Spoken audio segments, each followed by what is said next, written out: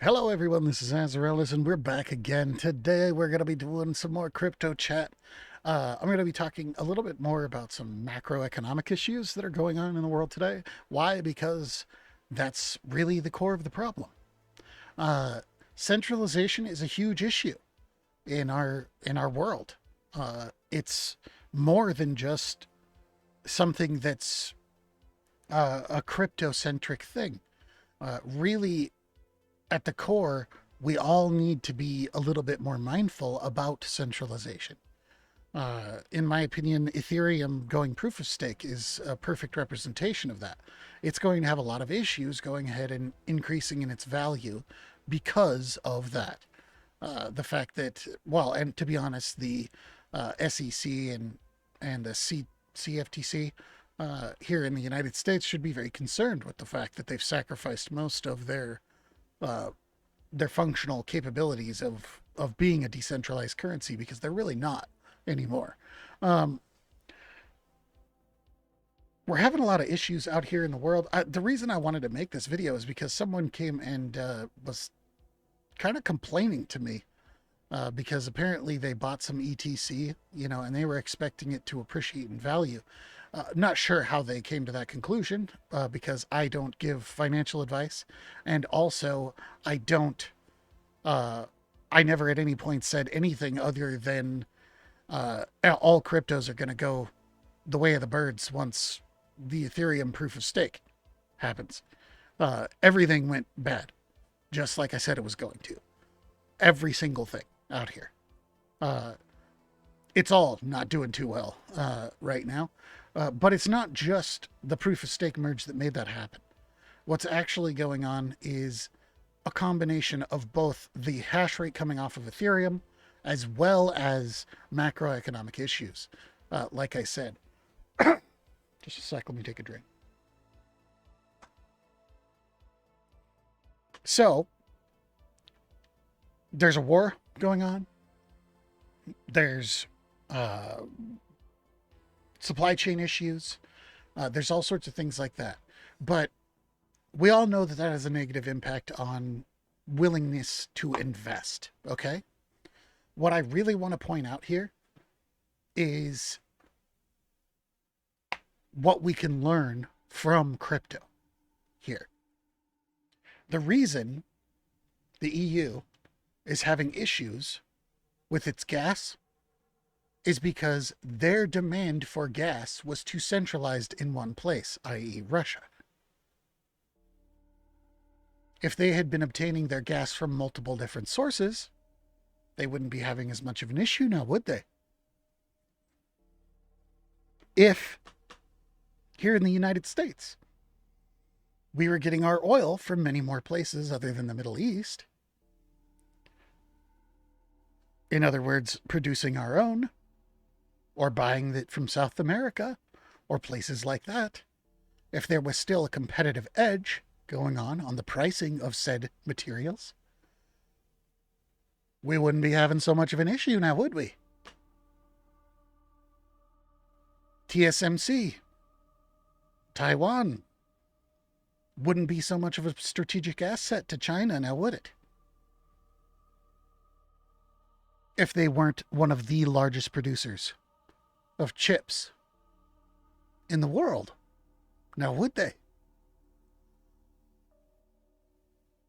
Cryptocurrency at its core is logic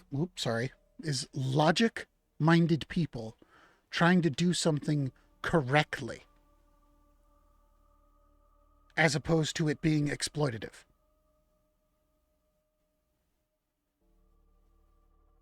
I want you to really absorb that. I want you to really think about that. The world, the people of the world, I should say, know where these problems arise from. They know why there's so many issues with fiat currencies. They know why our economies keep getting screwed up. They know the answers. And it's no wonder that that scares governments. because this is exactly what the leadership of old didn't want to have happen. This is why in medieval times they didn't teach the serfs how to read.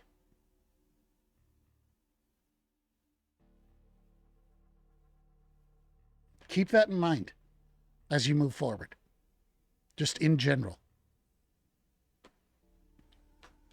So, let's get back into the actual crypto. The only, I have one profitable miner, and it's kind of hilarious because it's my helium miner.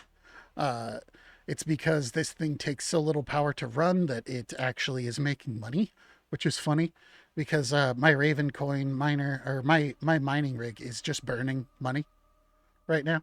It's like 45 cents a day, I think, something like that, 45 cents a day. It's just burning. You know, it's not really that big of a deal for me.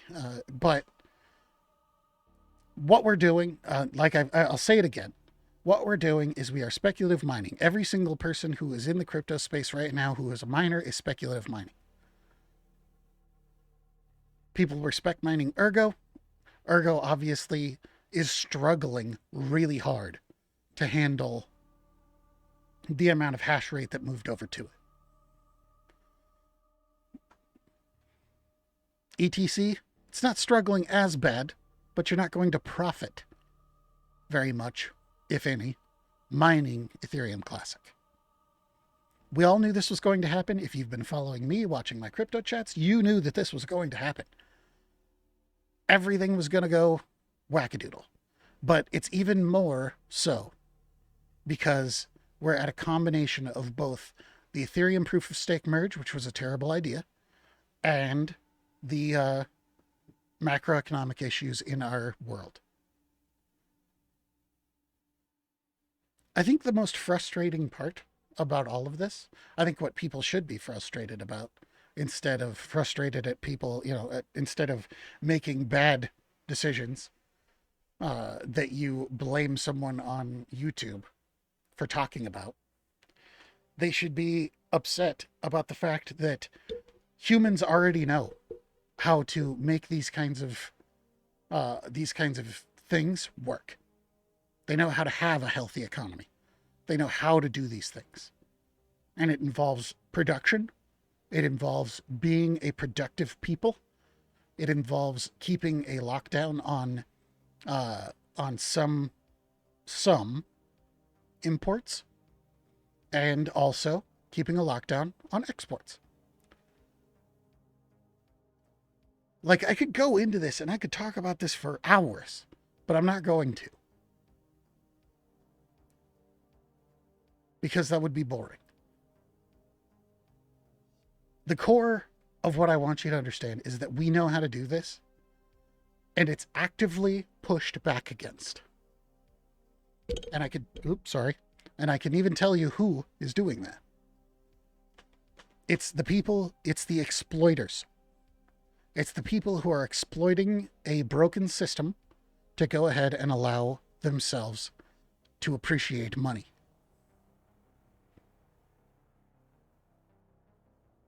By the way, we're listening to Whitebat Audio on YouTube. This, I should have said that earlier, but we're listening to the sci-fi horror synth mix, Whitebat Audio. He makes, they make, copyright-free music that you can use in videos and stuff.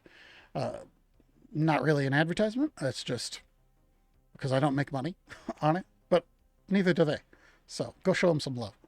I'll try to remember to put a link to their stuff in the description.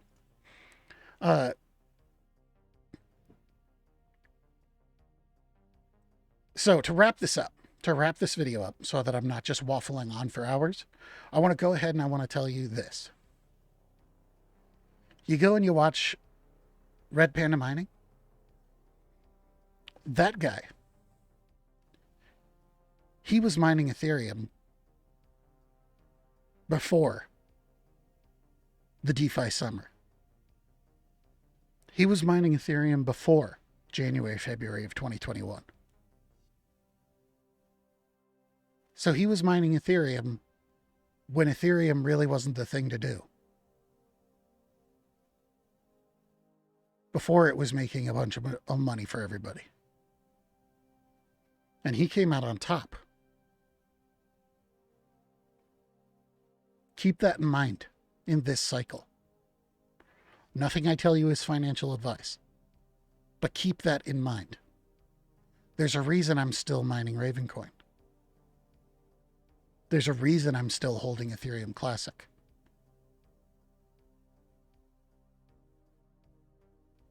There's a reason that my helium miner's still running. Pretty much because there's no point in shutting it off. It barely uses any power at all anyway. And eventually, it might take years, but eventually it'll pay itself off. My expectations are it's going to require a change in management. We'll put that lightly here in the United States for things to start turning around, because the United States economy is something that affects every single nation on the face of this planet, because people want to sell their products here. And people also want to buy things like Coca-Cola and stuff like that. McDonald's, that kind of stuff.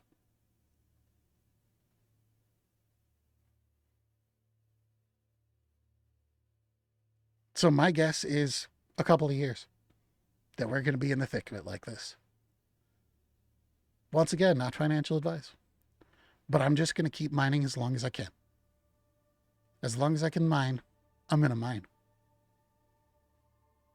so that I am prepared. Hodl, hodl, hodl. That's my 2 cents. So that I'm prepared, so that I can be in a similar position to what Red Panda Mining was when the next run-up happens. Because I can guarantee you, if the projections are right and people are projecting, 14,000 or even as low as 12,000 on Bitcoin, if it goes down there, there are people who will buy it at that price.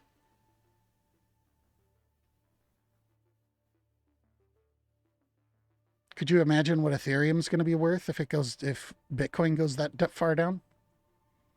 What, like $700-800?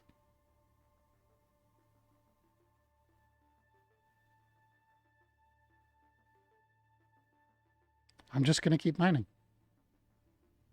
We're going to have people who shut off, and that's going to slightly increase the profits. I'm not interested.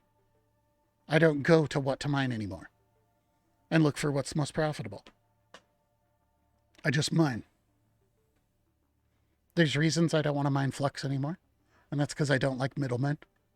And there's a lot of middlemen in mining Flux, and I don't like it, so I don't mine Flux anymore. But I got some, and it's going to sit there in its wallet.